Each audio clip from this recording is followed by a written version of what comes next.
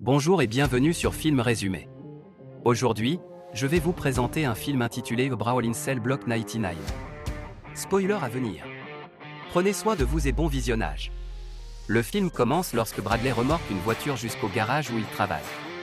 Il s'avère que son patron l'attend devant l'atelier et veut lui parler de quelque chose d'important. Voyant le langage corporel inhabituel de son patron, il est curieux de savoir de quoi il va parler. Sa supposition est correcte car il est licencié en raison de la crise économique. Peu de temps après, il fait ses valises et quitte l'atelier. En arrivant chez lui, Bradley trouve sa femme, Lorraine, au téléphone, assise dans une voiture garée devant sa maison. Bradley, soupçonnant de voir sa femme appeler quelqu'un, s'approche immédiatement et ouvre la portière de la voiture.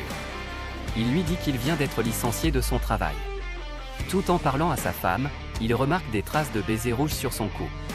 Jaloux, il s'empare du téléphone portable de sa femme et vérifie le dernier appel. Il s'avère que sa femme vient d'appeler un autre homme. En colère, il dit à sa femme de rentrer dans la maison. Après cela, il évacue sa colère en détruisant la voiture de sa femme, en frappant le rétroviseur et en retirant de force le capot de la voiture. Bradley invite Lorraine à avoir une conversation en tête-à-tête à l'intérieur de la maison et lui demande depuis combien de temps elle a une liaison. Sa femme avoue alors qu'elle a eu une liaison avec un autre homme pendant 3 mois. Lorsque Lorraine a fait une fausse couche, elle s'est sentie triste et Bradley était pris par son travail et n'avait pas de temps pour elle. Après avoir exprimé leurs sentiments respectifs, Bradley invite sa femme à commencer une nouvelle vie et Lorraine accepte.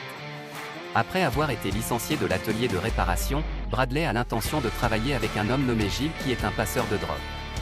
En entendant cela, sa femme n'est pas d'accord avec sa décision. Cependant, Bradley est catégorique, il n'est pas facile pour lui de trouver rapidement un emploi dans les conditions économiques difficiles actuelles. 8 mois plus tard, Bradley commence son travail de passeur de drogue. Il livre un paquet à un dealer dans un appartement et rentre chez lui en voiture. L'économie de sa famille commence à changer. Il peut maintenant vivre dans le luxe et a déménagé dans une maison plus grande et plus grandiose.